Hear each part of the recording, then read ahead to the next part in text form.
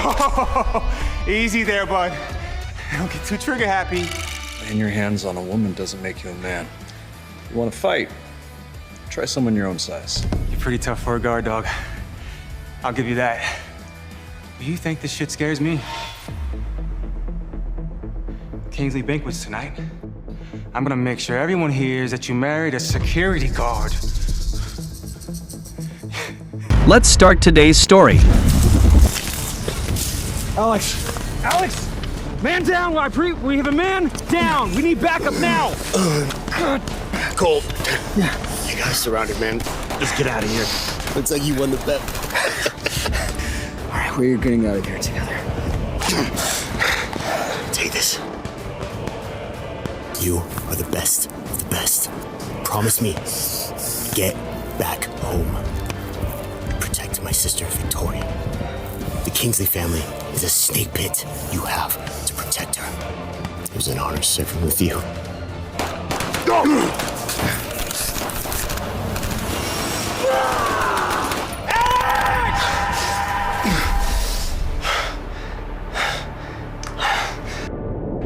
Alex saved my life that day, and I never looked back since.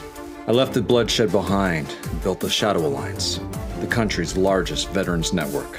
The Shadow Alliance quickly rose to power, feared and respected across the world. But I chose a much simpler post, content to live in the shadows as the Kingsley security guard, keeping one promise to a fallen friend: to protect Victoria.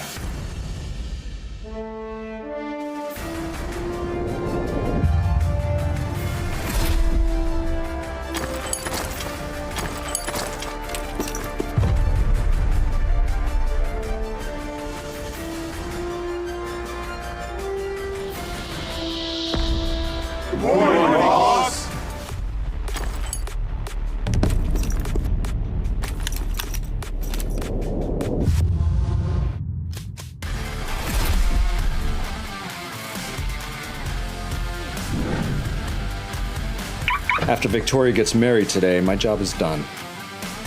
No more hiding my identity. Yo, Cole, looking sharp as ever. You think we'll get a slice of that wedding cake? Her and Mrs. Kingsley is marrying some rich bastard with trust fund money. At least they can do is give us some good food and booze. Less talk, more work. What work? It's not our fault they sent us to do some patrol to some empty church. Look around, man. Not a soul in sight. Even the stray cats around here have better things to do. I take that back. Our bride's rolling up. Showtime, baby.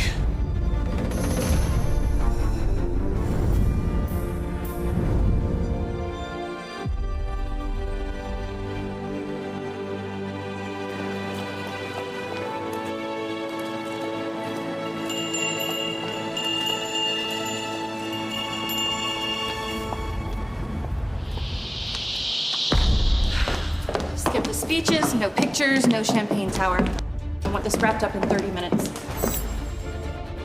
Boss, nobody's here. Not even the groom. Where is everyone? I just got word. The groom's backed out. He said... Said what? He said that if you're the one that Tristan Van wants, no man in the city will dare to marry you. Ugh. Tell Tristan to leave me the hell alone. That idiot doesn't get to decide how I live my life. But boss, the deadline for your marriage is coming up. If you don't get married soon, then they'll... Take back my parents' company, right? My parents might be dead, and my brother might have gone missing, but no one's touching our family business.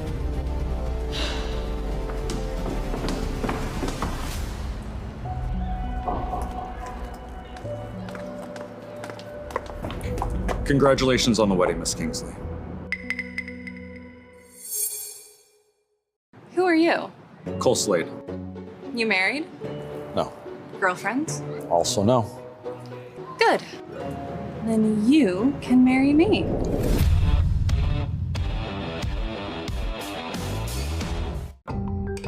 Sorry, no can do.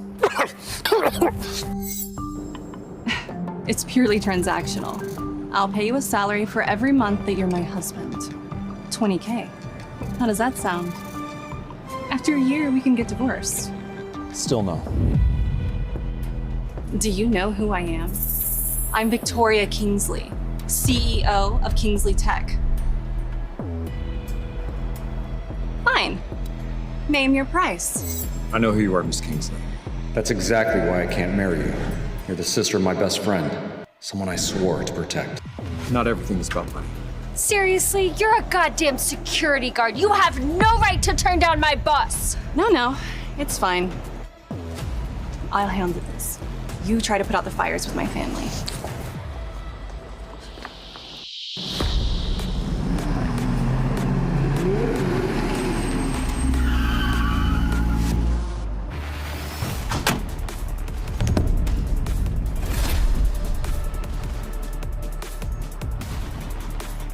Tristan Van, Kingsley's arch nemesis. What is he doing here?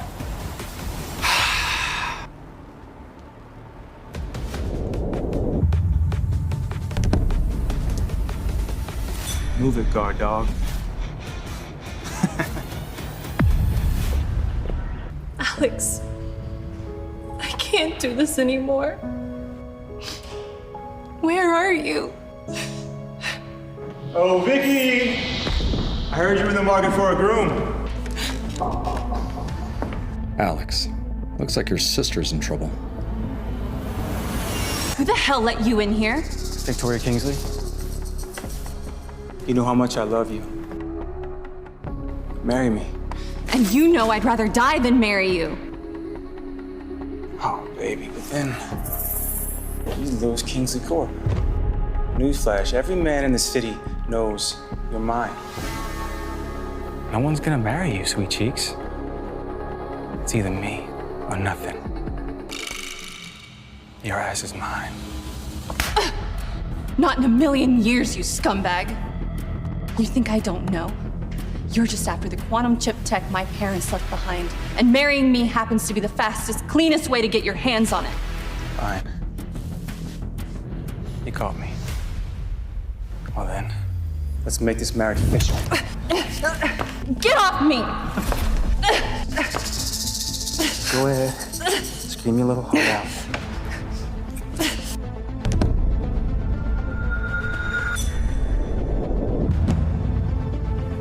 Yo, where the hell you going? I'm going in. No man is brave enough to play savior from Miss Kingsley.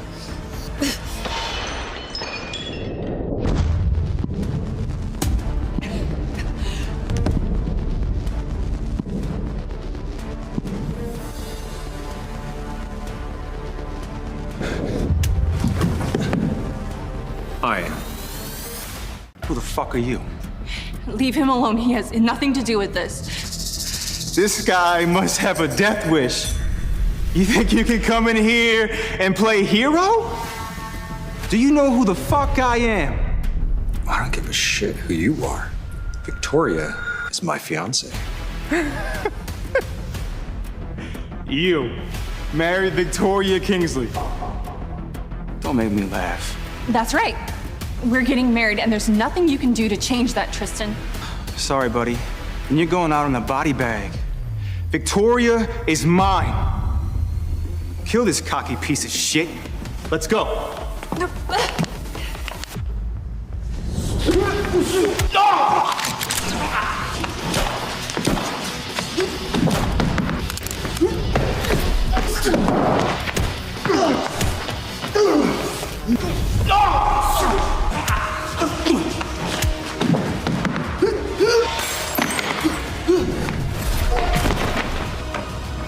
You can't just be a security guard. But I am. Oh, easy there, bud. Don't get too trigger happy. Laying your hands on a woman doesn't make you a man. You want to fight? Try someone your own size. You're pretty tough for a guard dog. I'll give you that. Do you think this shit scares me? Kingsley banquets tonight. I'm gonna make sure everyone hears that you married a security guard. Let's see how long it takes your family to disown you. Is that a threat? No, just the truth. The Kingsleys are broke, Vicky. You think this rent-a-cop's gonna fix that? Well, if I can't fix it, maybe this will. No. If you kill me, the Kingsleys are finished. We'll see about that. Fine. We'll have a civilized discussion at the banquet. Please, don't kill me. Get the fuck out.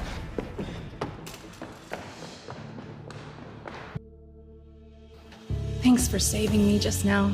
You okay? Cole.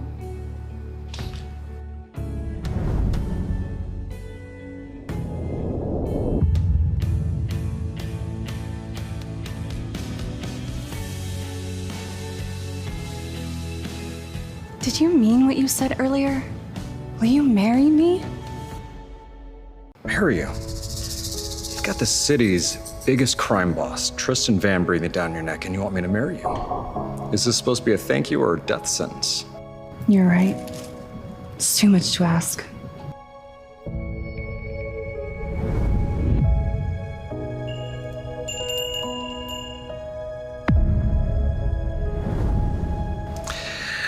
But I happen to like a good challenge. So yeah, Victoria, I'll marry you. Really? Let's go make it official. Alex, if marrying your sister is the only way to protect her, then I gotta do what I gotta do. Hope you're not mad at me, brother. Let's go. Oh my God, boss, you did it! You really did it! This means you saved your parents' company! Yes, keep your voice down, Emily. By the way, husband, tomorrow's our family banquet. You're coming with me. Your call. And here's 100 grand. I need you to get a gift for the banquet. Call it a wedding gift from my husband to the Kingsleys. Got it? But boss, 100 grand gift isn't going to make them forget you married a security guard. Let's just hope it works. I've got to get back to the office. Alex, you're right. Kingsley family really is a snake pit. Yeah, it's me. Have the Shadow Alliance prepare a gift for the Kingsley family. Oh, make it big.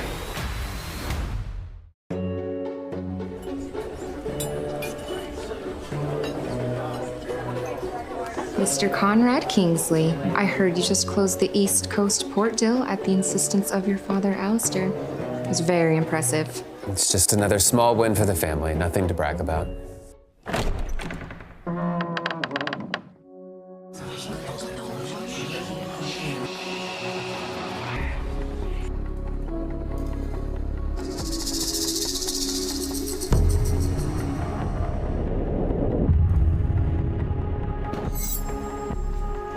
Mr. Kingsley, to many more years of good health and fortune. How's Father Alistair? I've been praying for him. I have been planning on leading the Kingsley legacy for years. He's fine. Just a little something to keep the Kingsley family shining. What is it? Jesus! That's the legendary revolver from Elvis Presley's private collection. Last I heard, it was going for $3 million. That is a very generous gift. $3 million? That's gotta be worth at least 5. Van family certainly knows how to make an entrance. A little bird told me that you've been courting my niece, Victoria. That's too bad, because Miss Victoria is giving her heart to someone else. Has she?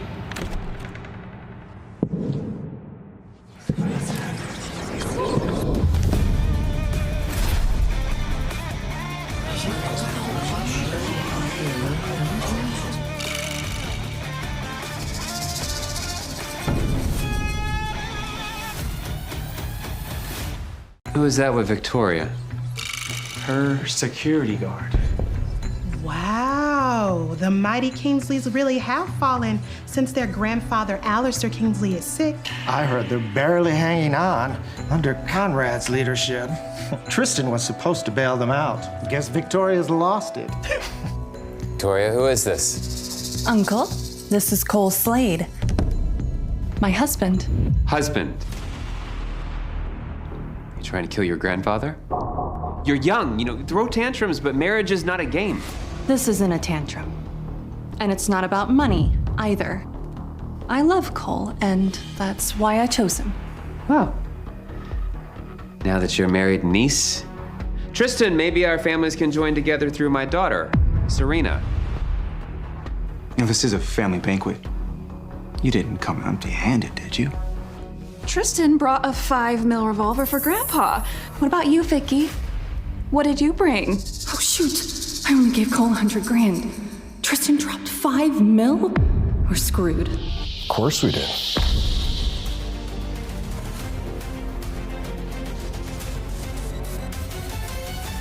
Cole, you actually brought something? Of course we brought a gift. Well, let's see what he's got. Perhaps Mr. Slade is a secret billionaire.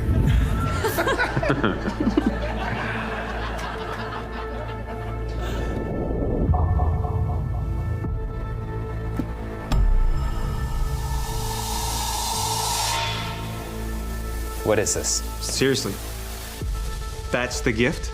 It looks like some toy from the dollar store's clearance bin. Victoria, not to lecture you, but this is a family banquet. You can't just phone it in. But a security guard is a security guard. Cole, I thought I gave you $100,000. How is this? Now, are you sure you don't want to know what that badge is actually worth? Go on. I'm listening. Let's see what kind of crap this security guard can spin. Let me guess. My dear cousin-in-law is gonna tell us that this is some sort of secret society emblem. Let the kid talk. This is the Shadow Alliance badge. Whoever holds it can move capital, access assets at will. Oh my gosh. The Shadow Alliance holds sway over governments and the criminal underworld. They practically run the whole world. With this badge, the Kingsleys can finally get their hands on that Trans-Pacific Trade Route permit they've been dreaming about for years. Wait, did you just say the Shadow Alliance? You mean the infamous League of Military Veterans? Who are you, and what are you doing with the Shadow Alliance's badge? I'm the founder of the Shadow Alliance. This badge is my ID. It carries my authority. This rent-a-cop, the founder of the Shadow Alliance? Don't make me laugh. Vicky, your man got a PhD in bullshit or what? Yo, security guy, do you need us to call you a shrink? Hey, did you just pocket that $100,000 I gave you and now you're spinning these lies to cover it up? Of course not, Victoria. Everything I'm telling them is true. Get out. And don't show your face around here again, especially in front of your grandfather. This badge was a gift for Alistair, given out of respect for Victoria. It's a shame none of you can recognize value when it's right in front of you. But luckily, I brought backup.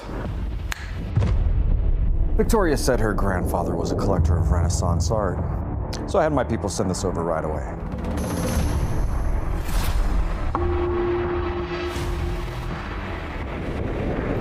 The original, Mona Lisa. So what do you think? A little more to your liking?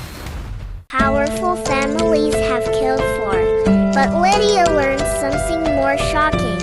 Her childhood fiancé, Ethan, the man she thought loved her, was actually part of the conspiracy to sacrifice her. He knew she was destined to die at 24. He pretended to love her only to keep her compliant. Damien didn't kidnap her. He saved her. But salvation comes with a price. Lydia now belongs to the most dangerous man alive, and Damien has no intention of letting her go. Not after he discovers something even he didn't expect. He is falling in love with her. Ghost King falls in love. Entire empires burn. Super long English drama narration #2.dash. The woman who found a baby on her doorstep and realized it was hers. This story begins on a quiet winter morning. Snow blankets the street. The world seems peaceful until a single cry breaks the silence. A woman named Claire Rivers, a hard-working emergency nurse, opens her apartment door and finds a baby basket sitting in the hallway. Inside it, a newborn girl wrapped in a blanket embroidered with Claire's own initials ... AT first.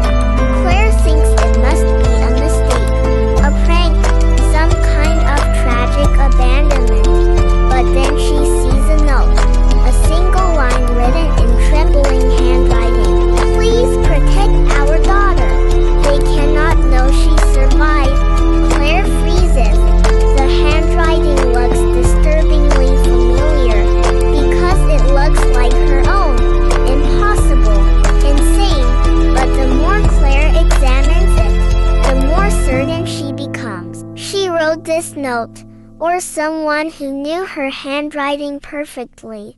But Claire has never been pregnant, never given birth, never even been in a long-term relationship ...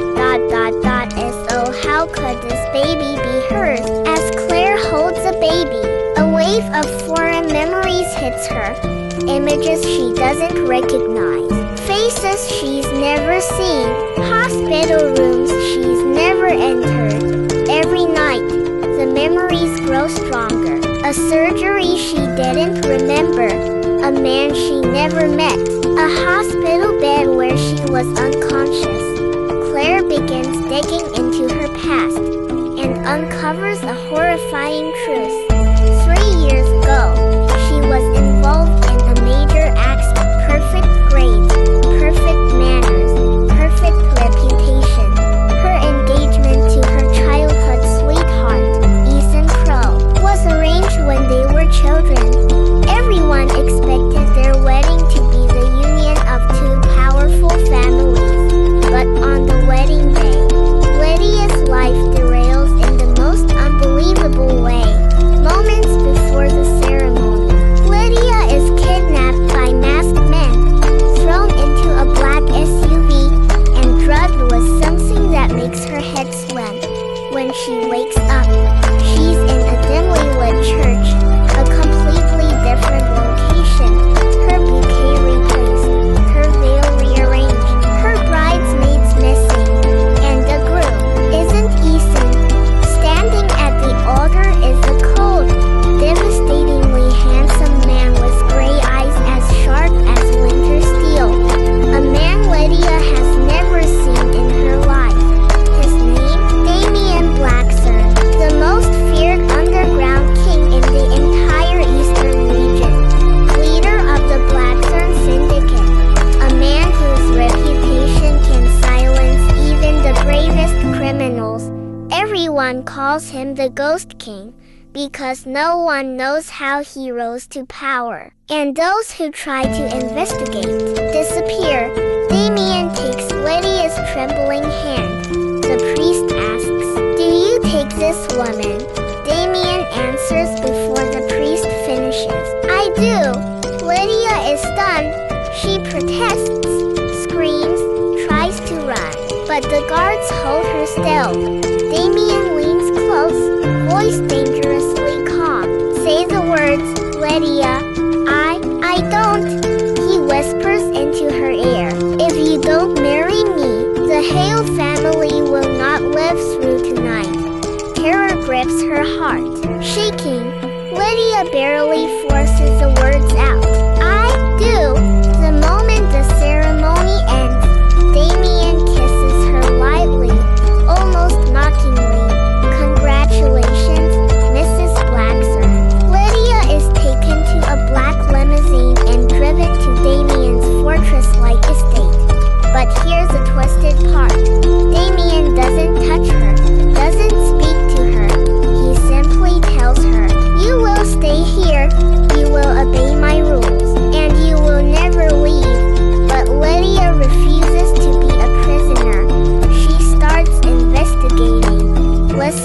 guards whisper at night, sneaking into forbidden rooms, reading documents she was never meant to see, and what she discovers changes everything, because Lydia realizes something horrifying. Damien didn't marry the wrong bride. He married the right one. Lydia was the daughter of a secret bloodline, a lineage connected to an ancient fortune, a political prophecy, and a deadly secret her parents hid for decades. Damien needs Lydia alive because she is the key to unlocking a legacy that hundreds of punches for today's. Doctors claimed she suffered only mild injuries, but that wasn't true.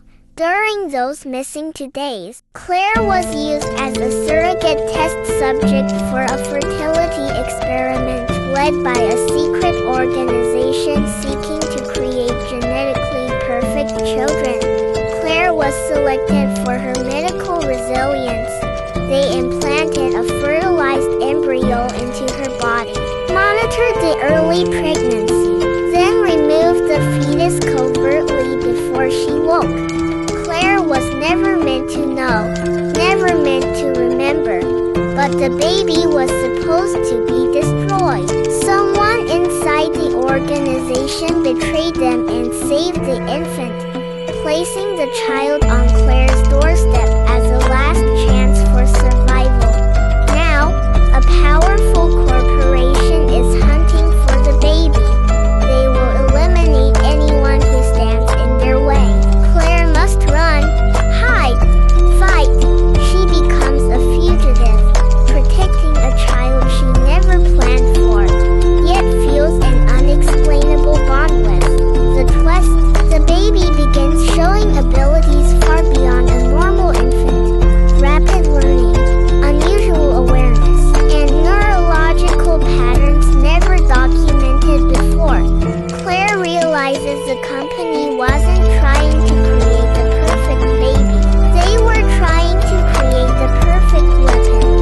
And now, they will do anything to reclaim it. Super long English drama narration #3.dash the princess who escaped her own funeral. This is the story of a princess who attended her own funeral. Her name is Serafini Aldora, the firstborn heir to the Aldora kingdom, known for her intelligence, beauty, and unmatched talent with diplomacy. But political enemies feared her. They needed her gone. The night before her coronation, Serafini is poisoned by her most trusted advisor. Her pulse stops. Her body grows cold. Doctors declare her death. The nation mourns. Her father falls to his knees. A grand royal funeral is prepared. Thousands gather to see the princess one last time. But here's a twist. Serafini wakes up inside her coffin, paralyzed, unable to scream, yet fully conscious. A rare toxin was used, one that mimics death flawlessly but wears off within 24 hours. Serafini fights with every ounce of strength. The sarcophagus cracks open. She crawls out, gasping for air, covered in funeral flowers. Her first thought isn't fear, it's vengeance. But she can't return to the palace because everyone has already accepted her death. The kingdom has moved on. Her younger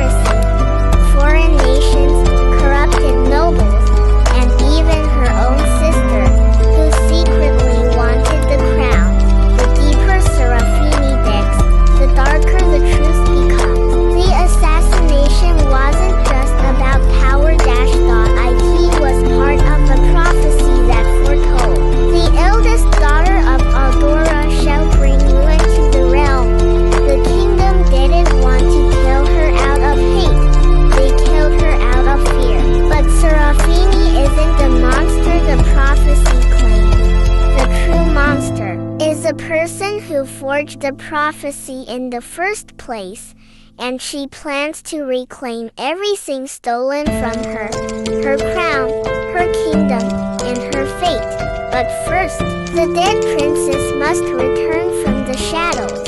It begins on a rain-soaked highway, a lone woman in a torn evening gown, stumbling barefoot through the dark. No ID, no phone, no memory of who she is. But within the next hour, the world will learn her name, because this woman is none other than Evelyn Ardent, the missing heiress of $1 trillion empire, presumed dead for 10 long years. The story opens with a small-town sheriff answering a call about a confused stranger wandering near the county border. When he arrives, the woman only whispers one sentence: "Don't let him find me." She's trembling, terrified, staring into the trees as though someone or something is hunting her.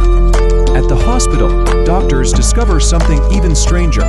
Evelyn shows signs of repeated injections, controlled sedation, and restraints that have been removed only hours ago. She wasn't wandering, she escaped. News outlets explode. Paparazzi swarm the hospital. The Ardent family, owners of the world's largest biotech conglomerate, immediately sends a private security convoy to retrieve her, but Evelyn refuses to leave. She says her family isn't trying to rescue her, they're trying to silence her. Piece by piece, she starts recalling fragments of the lost decade, a secret research facility, a genetic experiment gone wrong, and a man who called himself Director Hale. She remembers steel doors, sleepless nights, needles, and whispering voices behind glass walls. She remembers running. Just as Evelyn begins cooperating with investigators, a mysterious fire erupts in the hospital's east wing. Security footage shows masked intruders cutting the power. Their target, Evelyn, with alarms blaring. The sheriff grabs her hand and escapes through a back stairwell. But they're too late. The Ardent family's private strike team has surrounded the building. Cornered, Evelyn suddenly remembers why she vanished in the first place. She wasn't kidnapped. Empire, presumed dead for 10 long years. The story opens with a small-town sheriff answering a call about a confused stranger wandering near the county border. When he arrives, the woman only whispers one sentence: "Don't let him find me." She's trembling, terrified, staring into the trees as though someone or something is hidden on her. At the hospital, doctors discover something even stranger. Evelyn shows signs of repeated injections, controlled sedation, and restraints that have been removed only hours ago. She wasn't wandering. She escaped. News outlets explode. Paparazzi swarm the hospital. The Ardent family, owners of the world's largest biotech conglomerate, immediately sends a private security convoy to retrieve her. But Evelyn refuses to leave. She says her family isn't trying to rescue her, they're trying to silence her. Piece by piece, she starts recalling fragments of the lost decade, a secret research facility, a genetic experiment gone wrong, and a man who called himself Director Hale. She remembers steel doors, sleepless nights, needles, and whispering voices behind glass walls. She remembers running. Just as Evelyn begins cooperating with investigators, a mysterious fire erupts in the hospital's east wing. Security footage shows masked intruders cutting the power. Their target, Evelyn. With alarms blaring, the sheriff grabs her hand and escapes through a back stairwell. But they are too late. The Ardent family's private strike team has surrounded the building. Cornered, Evelyn suddenly remembers why she vanished in the first place. She wasn't kidnapped, she was the experiment. And the secret locked in her DNA is worth more than any life on Earth. In a maximum security prison buried deep in the desert, a single inmate sits in total silence. No visitors, no calls, no contact with the outside world. And yet, every week, he sends anonymous letters predicting violent crimes before they happen. Every detail, every name, every timestamp, always correct. His name is Dr. Adrian Wolfe, once the world's most brilliant behavioral scientist, now serving a life sentence for the murder of his own research team. The authorities call him a monster. The media calls him a prophet. But today, for the first time in 13 years, the prison warden unlocks his cell door because the latest letter predicts something far worse, the downfall of the entire country. According to his message, within 72 hours a catastrophic event will strike the capital, orchestrated by a clandestine group known as the Phantom Circuit. Wolfe claims he knows their methods because he was one of the founders, before he was betrayed and locked away.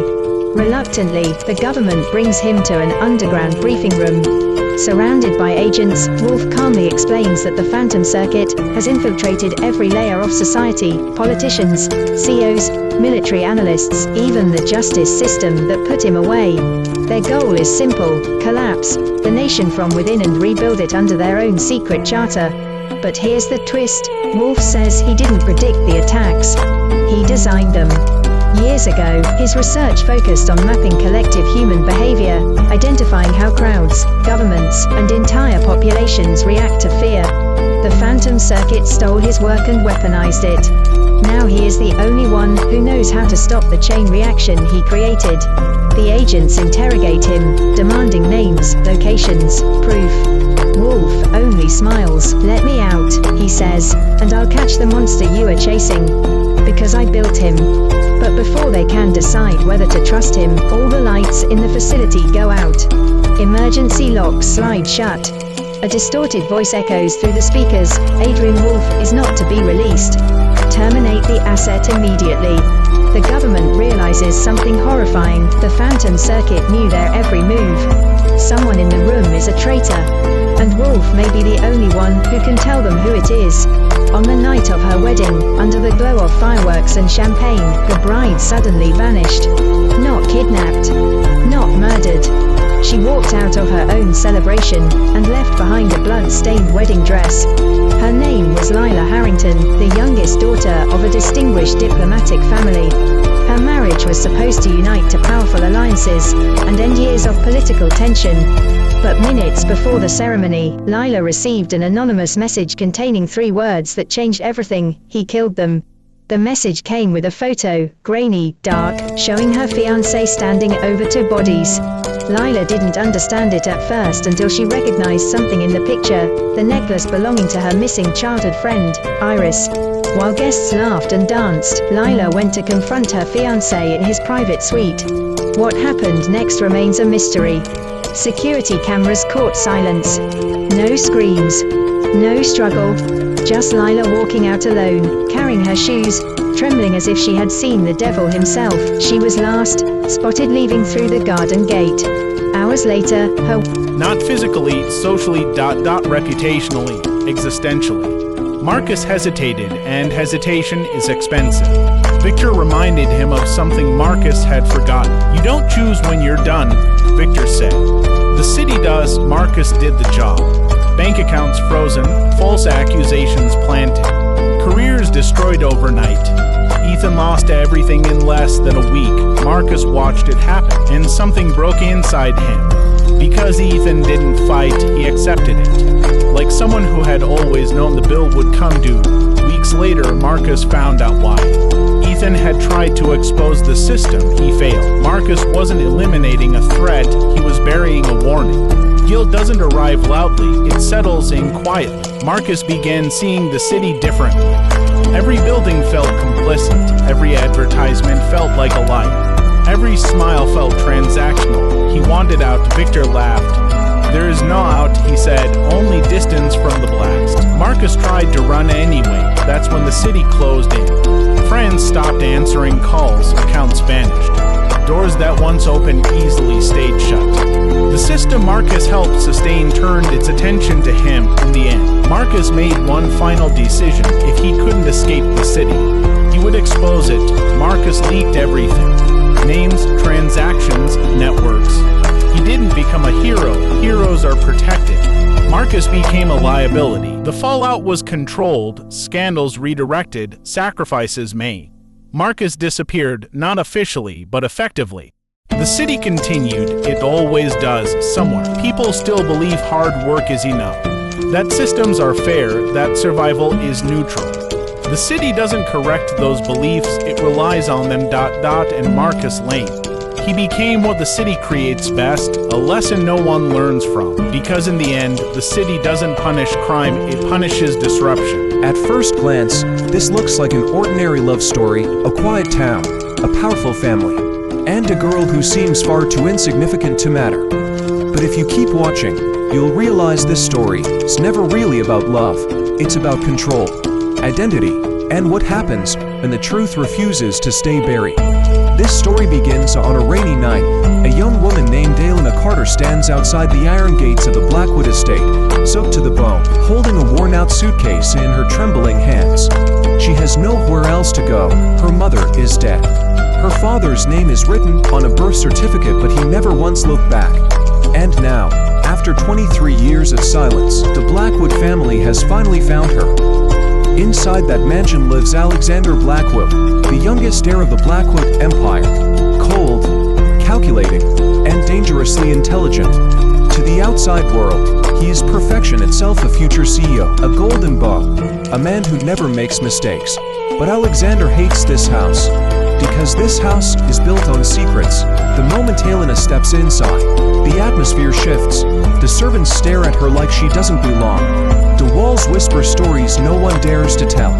And at the center of it all sits Margaret Blackwood, the matriarch. Watching Elena with a gaze sharp enough to cut through bone, Margaret doesn't welcome her. She studies her like a problem that should have been erased long ago.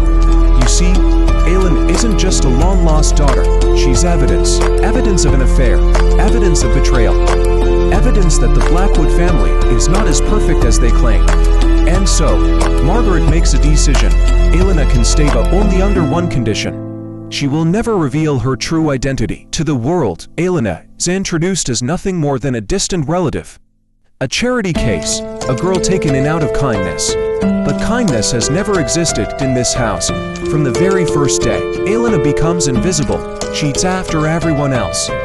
She walks with her head down. She learns quickly which hallways to avoid, which words not to say, and which emotions to swallow. Except around Alexander. Alexander notices everything. He notices the way Elena flinches when voices are raised. The way she holds her breath when Margaret enters the room. The way she looks at family portraits like she's searching for herself among strangers. At first, Alexander keeps his distance, because getting close to Elena means getting close to the truth. And the truth is dangerous, but distance doesn't last. Late one night, Alexander finds Elena in the library, asleep at the desk, a stack of old documents scattered around her. She's been searching, digging, asking questions she shouldn't. That's when Alexander realizes something terrifying. Elena doesn't just want acceptance, she wants answers. And answers could destroy everything. As days turn into weeks, tension builds. Elena overhears conversations that weren't meant for her ears.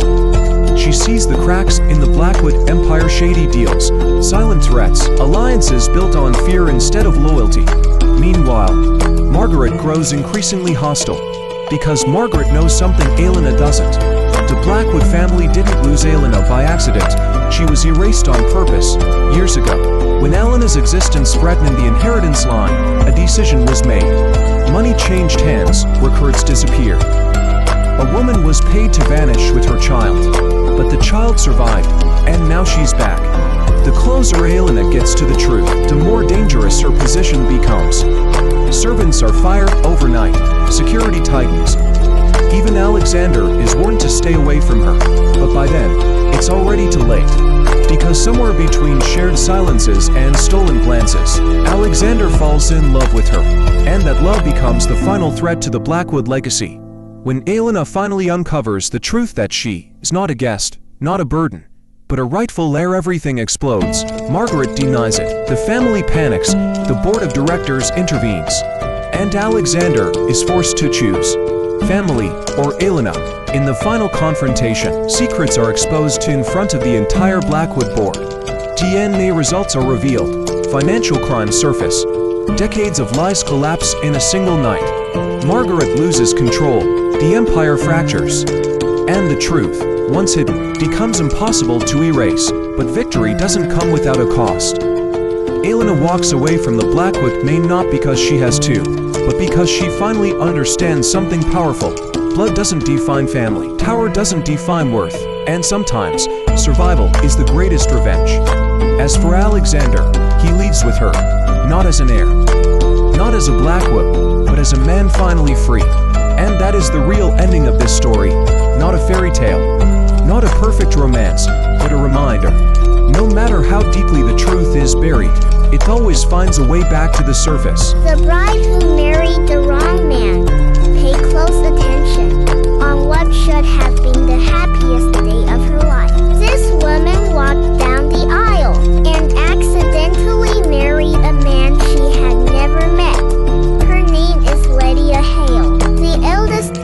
of a wealthy political family. For 24 years, she lived under strict rules. Was another name. Caleb, the king's bastard son, born to a woman erased from history. Raised far from the palace, trained not in books, but in war, Caleb had bled for Eldoria in border conflicts where the crown refused to look. He had no claim, no title, and the loyalty of men who would gladly die for him. Caleb returned to the capital when the king's condition worsened. His arrival unsettled the court, soldiers straightened their pasture. Servants whispered, nobles avoided his gaze. Because Caleb did not beg for acceptance, he did not ask for permission to exist, King Alaric summoned both sons to his chambers. What was said inside those walls was never recorded. But when Caleb emerged, his face was heavier. And when Edric followed, his hands were shaking. The king died 3 days later. The coronation was swift to swift. Edric was crowned beneath banners, still smelling of funeral incense. He spoke of peace, of unity, of honouring his father's legacy. The crowd cheered, the council plotted. Within weeks, the cracks began to show. Border lords withheld taxes, trade guilds demanded privileges. Mercenary companies offered loyalty for a price. Edric tried to negotiate. The empire bled. Meanwhile, Caleb vanished. Officially, he was sent away for his own safety. In truth, he was gathering something more dangerous than an army. He was gathering belief among soldiers abandoned by the crown, among villagers burned by neglect, among men who remembered that Eldoria was once protected by strength, not promises. Civil war did not begin with a declaration. It began with silence. Supply lines failed. Garrisons switched banners overnight. Royal messengers stopped returning. Edric's advisors urged action. He hesitated. Because every order meant blood, and Edric had never learned how to live with blood on his hands. Caleb, however, had, when Caleb finally marched, he did so not as a conqueror but as a correction. He did not sack cities, he did not slaughter civilians. He removed governors permanently. Each execution carried a message: loyalty is earned, neglect is punished. The people did not fear him, they followed him. Inside the capital, paranoia took hold. Allies betrayed allies, councils fractured. Edric trusted fewer people each day. When Caleb's forces reached the gates, the city did not resist. The final confrontation took place in the throne room. To brothers, one crown, Edric pleaded, Caleb listened. And then he spoke the truth Edric had never wanted to hear. You were raised to rule a kingdom that no longer exists. Edric offered the crown, Caleb refused. Because Caleb did not want power given. He wanted power recognized. Edric was exiled, not killed. Because mercy, too, is a form of control, Caleb was crowned King Caleb IX. His reign was not gentle, but it was effective. Borders stabilized, rebellions ended. The empire survived. History would remember him as a tyrant or a savior depending on who was asked. But one truth remained undeniable: Eldoria did not fall, because one man was willing to become what the empire required. And that is how kingdoms endure, not through virtue, but through sacrifice that history prefers not to name. Their distance carefully measured, but survival favors cooperation. Mara knows things Daniel doesn't. She's traveled beyond the neighborhood, seen cities reduced to graves. She tells him the truth no one wants to hear. The collapse isn't temporary. No help is coming. The world people remember is gone. Together, they form an uneasy alliance. Days turn into weeks. They scavenge abandoned buildings.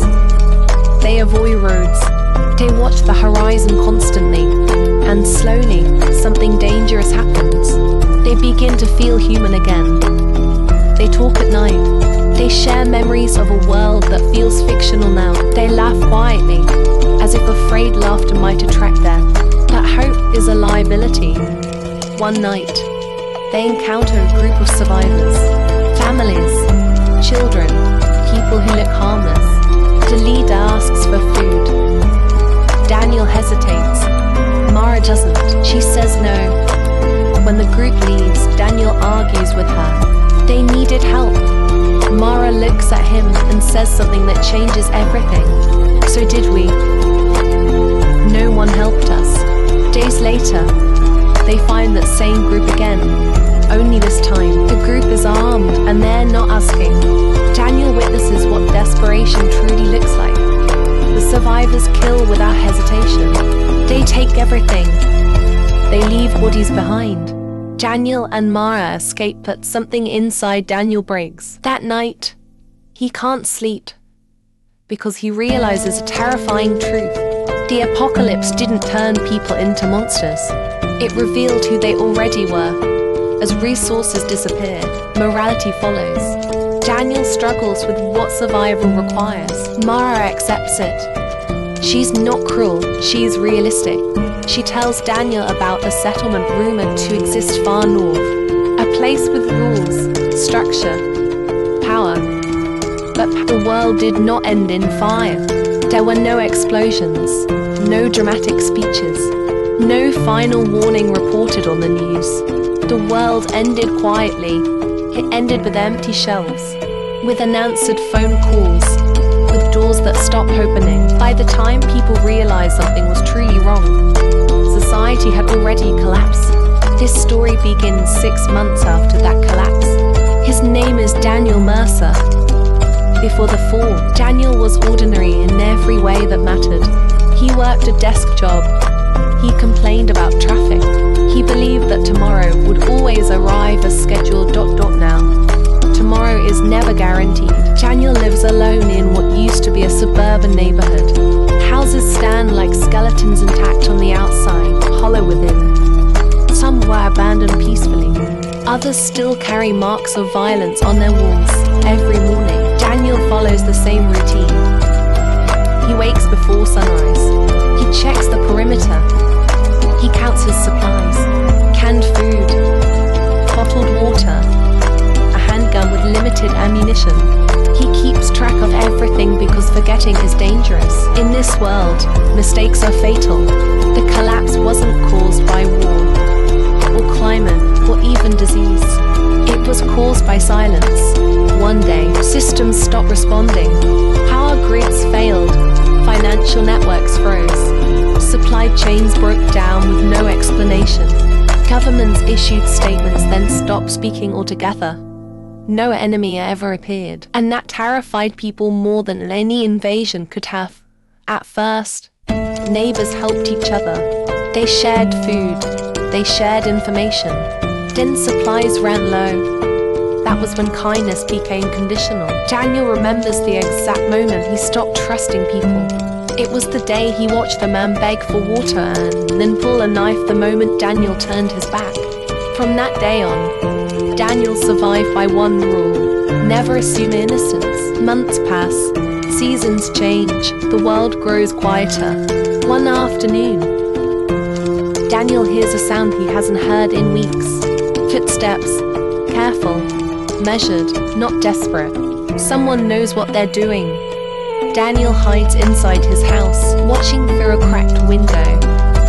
A woman enters the street, carrying a backpack and a rifle slung across her shoulder. She moves like someone who has survived longer than most. Her name is Mara. They don't trust each other. Trust is expensive now. Their first conversation is short. Their weapons remain visible. Power always has a price. They reach the settlement weeks later. It's real. Walls, guards, organization. For the first time since the collapse, Daniel feels safe until he learns how the settlement survives. They trade protection for obedience. They exile the weak. They execute those who challenge authority. Order has replaced chaos, but at the cost of compassion. Daniel is offered a choice: stay and become part of the system, or leave and return to uncertainty. Mara already knows her answer. She refuses to live in another cage. Daniel hesitates, because survival without humanity feels meaningless, and humanity without survival feels impossible. In the end, Daniel leaves with her. Not because he's brave, but because he's still afraid of becoming someone he can't recognize. They disappear back into the ruins. The world remains broken. Civilization does not return.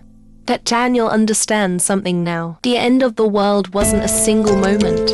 It was a process, and survival isn't about staying alive. It's about deciding who you are willing to become to do so. Because when everything else is gone, that choice is all that remains. Empires are not built by heroes. They are built by men willing to make decisions others cannot live with. This story begins at the moment an empire starts to rot from the inside. The kingdom of Eldoria had ruled the continent for over 3 centuries. Its banners flew over cities, ports, and trade routes that fed the wealth of the entire realm to the common people. Eldoria represented order, stability, a promise that tomorrow would resemble today. But stability is fragile. And power, when inherited too long, forgets its purpose. King Alaric IV was dying. The illness did not announce itself dramatically. It weakened him slowly, stealing breath, strength, and clarity piece by piece. By the time the court acknowledged the truth, the question was no longer if the king would die, but who would rule after him. Officially, the answer was simple: Prince Edric, the king's eldest legitimate son. Educated, polite, entirely unprepared, Edric had been raised in safety, shielded from bloodshed, taught diplomacy without consequence. He believed that words could still solve problems, but had long since grown beyond language. The nobles smiled when he spoke, and sharpened their knives when he turned away. Unspoken among the court, she was the experiment. And the secret locked in her DNA is worth more than any life on Earth. In a maximum security prison buried deep in the desert, a single inmate sits in total silence. No visitors, no calls, no contact with the outside world. And yet, every week, he sends anonymous letters predicting violent crimes before they happen. Every detail, every name, every timestamp always correct. His name is Dr. Adrian Wolf, once the world's most brilliant behavioral scientist, now serving a life sentence for the murder of his own research team. The authorities call him a monster. The media calls him a prophet. But today, for the first time in 13 years, the prison warden unlocks his cell door because the latest letter predicts something far worse: the downfall of the entire country. According to his message, within 72 hours a catastrophic event will strike the capital, orchestrated by a clandestine group known as the Phantom Circuit. Wolf claims he knows their methods because he was one of the founders before he was betrayed and locked away. Reluctantly, the government brings him to an underground briefing room. Surrounded by agents, Wolf calmly explains that the Phantom Circuit has infiltrated every layer of society. Politicians, CEOs, military analysts, even the justice system that put him away. Their goal is simple: collapse the nation from within and rebuild it under their own secret charter. But here's the twist. Wolf says he didn't predict the attacks, he designed them. Years ago, his research focused on mapping collective human behavior, identifying how crowds, governments, and entire populations react to fear. The Phantom Circuit stole his work and weaponized it. Now he is the only one who knows how to stop the chain reaction he created. The agents interrogate him, demanding names, locations, proof. Wolf only smiles. "Let me out," he says, "and I'll catch the monster you're chasing. Because I built him." But before they can decide whether to trust him, all the lights in the facility go out. Emergency lock slide shot. A distorted voice echoes through the speakers. Adrian Wolf is not to be released. Terminate the asset immediately. The government realizes something horrifying. The Phantom Circuit knew their every move. Someone in the room is a traitor, and Wolf. Maybe the only one who can tell them who it is. On the night of her wedding, under the glow of fireworks and champagne, the bride suddenly vanished, not kidnapped, not murdered. She walked out of her own celebration and left behind a blood-stained wedding dress. Her name was Leela Harrington, the youngest daughter of a distinguished diplomatic family. Her marriage was supposed to unite two powerful alliances and end years of political tension. But minutes before the ceremony, Leela received an anonymous message containing 3 words that change everything: he killed them.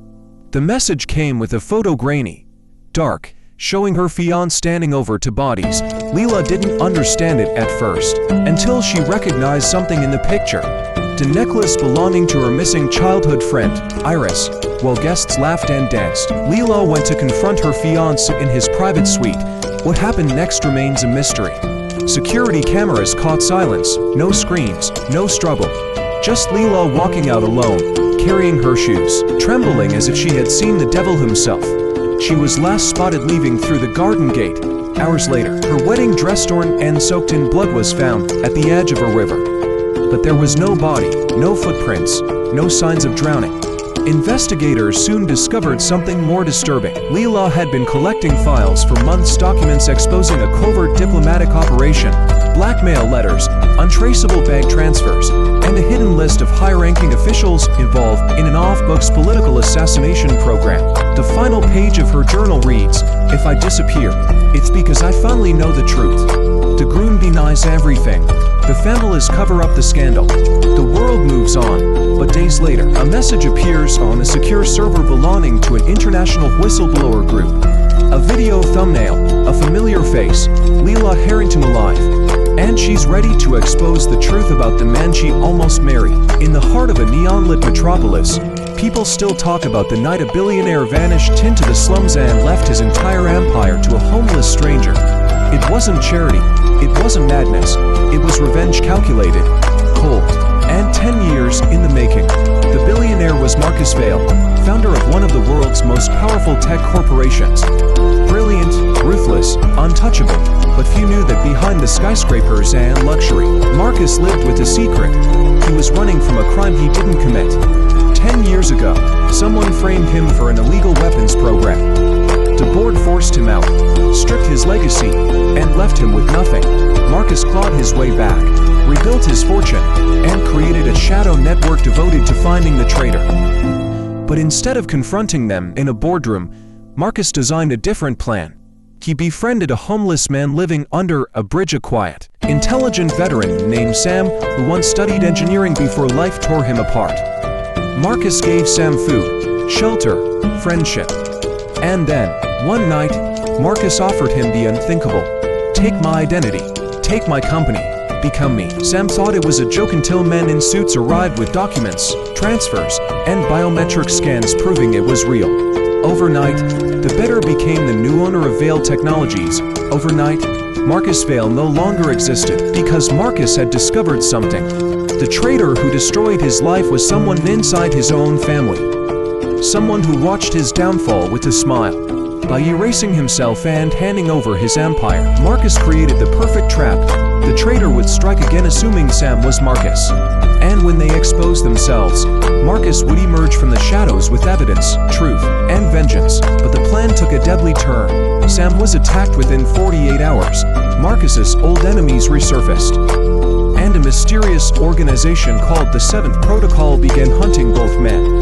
The world now thinks Marcus Vail is dead, but in the underbelly of the city, he's watching every move, waiting to reclaim the life stolen from him. It begins on a rain-soaked highway, a lone woman in a torn evening gown, stumbling barefoot through the dark. No ID, no phone, no memory of who she is. But within the next hour, the world will learn her name, because this woman is none other than Evelyn Ardent, the missing heiress of $1 trillion. Cities don't sleep, they pretend to, but they never really do. At 3 in the morning, when the streets are empty and the neon signs flicker like dying stars, the city tells the truth about who survives, about who disappears, about who never mattered in the first place. This story belongs to one of those people. His name is Marcus Lane. Marcus is not a criminal by ambition. He is a criminal by erosion. He's by peace. The city wore him down. Marcus grew up in the kind of neighborhood people only remember when something goes wrong. His father worked himself into an early grave. His mother learned how to survive by staying quiet. The city taught Marcus its first lesson early. Effort does not guarantee escape. Marcus was smart, not brilliant, not exceptional. Just smart enough to notice patterns, to see how things actually worked. He watched men who followed the rules struggle. He watched men who broke them thrive. By the time Marcus was 25, the decision had already been made for him. He started small, running packages, delivering envelopes, asking no questions. In the underground economy, silence is courtesy.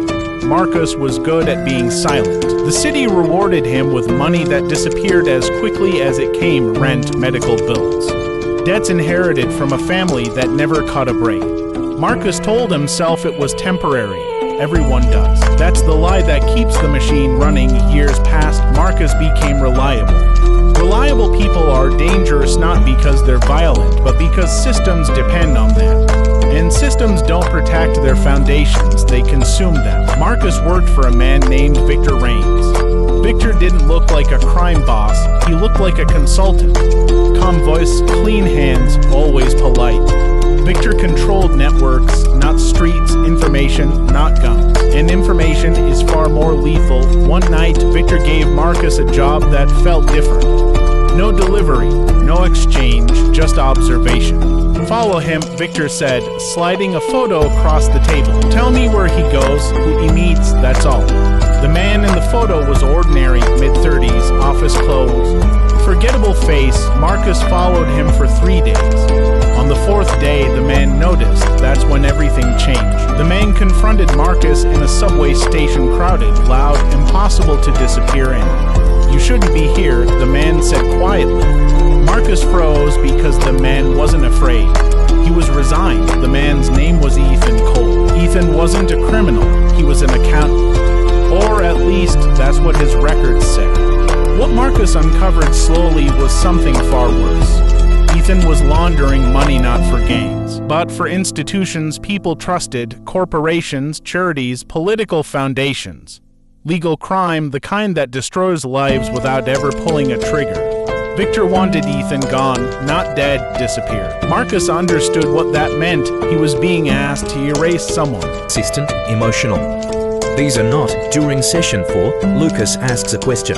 What happens if I don't want to remember? The voice pauses. That will not be necessary. That answer stays with him. As the sessions continue, the memories grow darker. A car accident, flashing lights, someone screaming his name. Lucas feels guilt but cannot identify why. In session 7, he sees blood on his hands. In session 8, he sees the woman again. Her name is Evelyn. She is smiling at first. Then she is crying. Then she is not moving. Lucas wakes from the session screaming. For the first time, the voice sounds uneasy. You are progressing faster than expected, it says. That night, or what he assumes is night, Lucas studies the mirror and notices something impossible. His reflection is delayed, only slightly, but enough. In session 10, Lucas lies. He says he remembers everything. The voice responds instantly, that is incorrect. And the room changes, the walls darken. The temperature drops, the voice stops pretending. Lucas Hale does not exist, it says. That is when the truth begins to surface. Lucas was not a patient, he was a construct, a personality assembled from fragmented memories belonging to multiple individuals. A psychological container designed to hold guilt, trauma, and responsibility that no single mind could bear. There was an incident, a classified incident, one that resulted in dozens of deaths. The people responsible could not live with what they had done. So they split the memory ... and buried it inside Lucas. Lucas was created to forget so others could sleep. Every session was not recovery, it was containment. Lucas reacts the only way a trapped mind can. He resists, memories collide, identities bleed into one another. Faces overlap, names lose meaning, the system destabilizes. The voice becomes desperate. If you continue, the construct will collapse. Lucas asks one final question. What happens if I collapse? Silence. Then the answer. Then the truth returns to those who created you. Lucas understands now he was never meant to survive. He was meant to carry the burden forever, so he makes a choice. In the final session, Lucas stops resisting. He embraces every memory, every scream, every order given. Every life lost, the room begins to fracture. The mirror shatters, and when the system fails, Lucas feels something new. Peace, not because the pain is gone, but because it no longer belongs to him alone.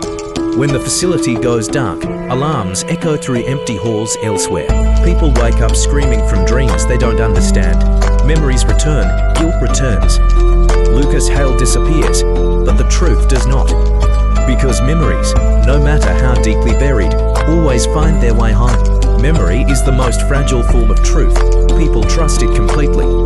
even though it changes every time they touch it. This story is about a man who trusted his memory and paid the price for it. His name is Lucas Hale, at least. That's the name he remembers. Lucas wakes up in a white room with no windows, no clock, and no sound except his own breathing. The walls are clean, to clean, like they've never been lived in. There is a chair, a table, and a mirror. On the table lies a folder. On the front, written in black ink, are 3 words. Session 1, Recovery. Lucas does not remember how he got here. He does remember other things. He remembers growing up near the ocean. He remembers the smell of salt and rust.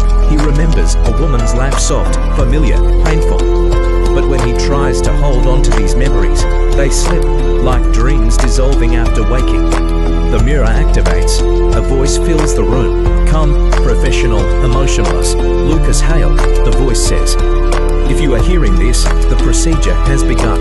The voice explains that Lucas volunteered for an experimental treatment designed to repair severe psychological trauma. Memory fragmentation, dissociation, identity confusion.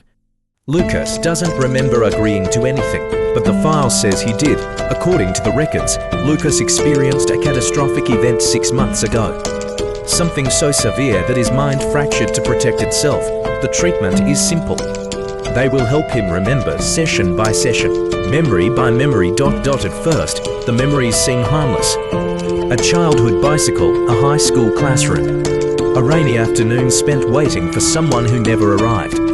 Each session ends with exhaustion and a dull ache behind his eyes. Between sessions, Lucas notices something strange. Some memories feel planted. To clean, to complete. Real memories are messy, inconsistent.